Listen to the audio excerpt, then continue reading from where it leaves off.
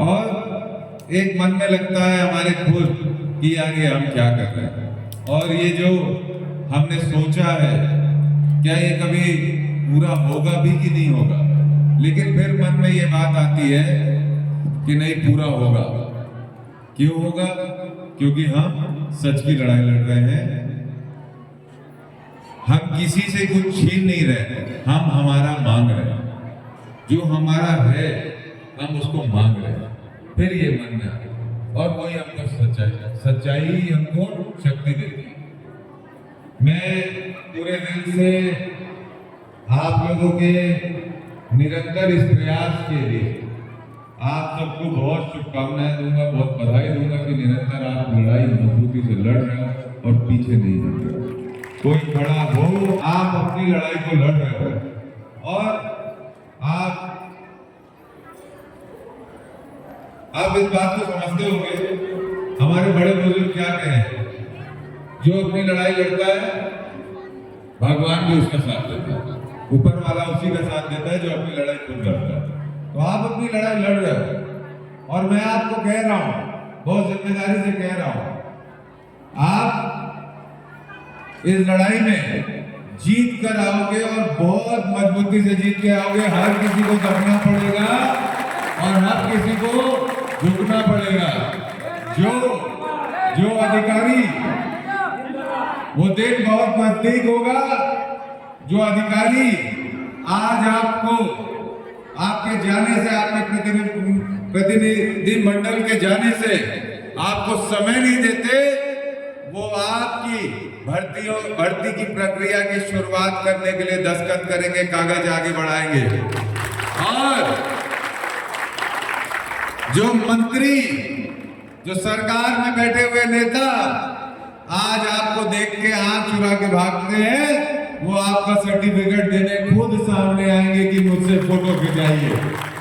क्योंकि ये नौकरी ये आपकी है, ये आपने पाई है, आपकी मेहनत से पाई है। किसी नेता मंत्री ने, किसी ब्यूरोक्रेट ने नहीं दी है आपको। और ये लड़ाई भी आपकी है। जिस दिन आप अपनी लड़ाई खुद लड़ने लग जाओगे, उस दिन सारा जहां मिलके भी आपको हरा नहीं पाएगा। मैं आपको जिम्मेदारी से कहता हूं साथियों। आप बताइए इस सरकार में क्या हो रहा है? आज आप उत्साहित हैं कि देवेंद्र यहाँ आपके बीच में आया है, आपका युवा साथी है। आप जैसे युवा साथियों के बदौलत देश के सबसे युवा महापौर बना, देश के सबसे युवा छत्तीसगढ़ का विधायक बना, अभी दोबारा विधायक। लेकिन सुनिए मेरी बात, जो मैं आपको गहरी बात कहना चाहता हूं। 3 बार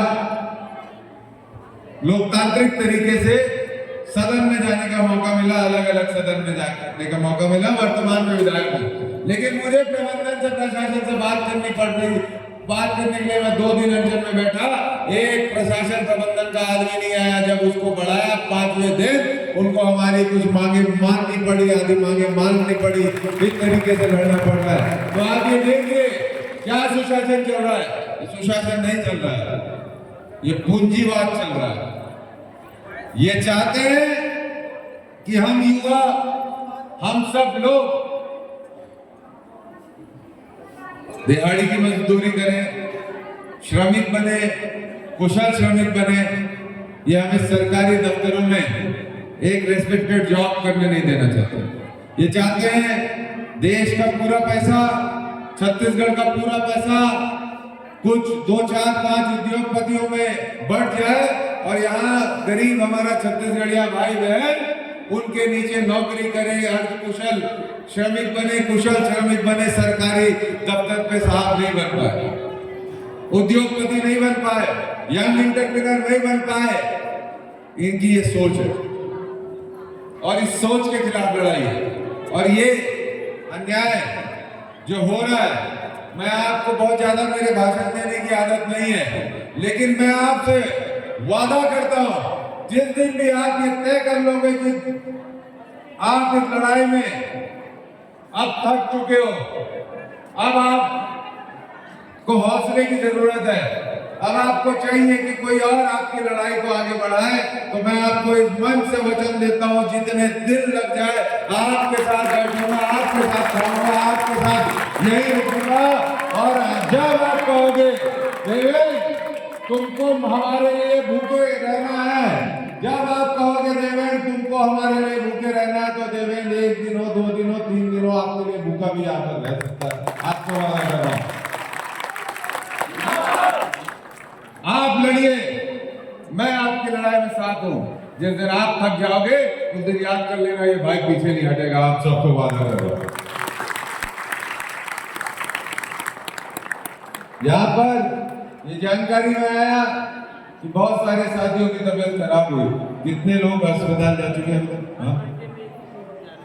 देखिए ये कठिन प्रैक्टिस है, मैं समझता हूं कठिन प्रैक्टिस है।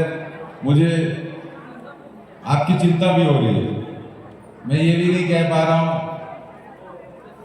कि आप रुकिए, मैं ये भी कह पा रहा हूं कि आप कंटिन्यू कीजिए, क्योंकि मैं इस सब तकलीफों से गुजरा हूं। मेरे भी साथी की तबीयत खराब हुई, मेरा भी बीपी 170 110 आया, मेरा भी शुगर लेवल 73 तक पहुंचा, और ये सारी, और उसके बाद से अभी तक 4 दिन और हो गए, अभी तक दिक्कतें रहती है शरीर। लेकिन हम क्या करें, हम क्या करें?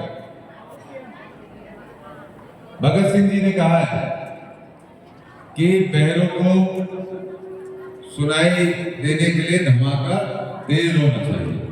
ये तेज धमाका है, पूरे छत्तीसगढ़ के कोने कोने में ये बात पहुंच चुकी है कि आप सभी भाई बहन हमारे यहाँ मजबूती से लड़ रहे हैं। कोने कोने में बात पहुंची है।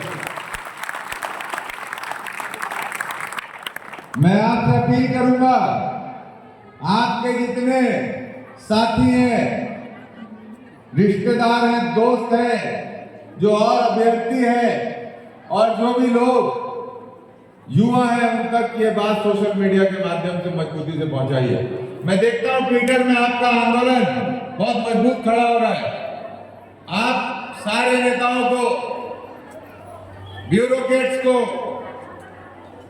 पत्रकारों को, और जो भी जिम्मेदार लोग हैं, सभी लोगों को, ट्विटर हो, फेसबुक हो, इंस्टाग्राम हो, बिल्कुल छोड़िए नहीं, यूट्यूब हो, सब जगह बोलिए, मजबूती से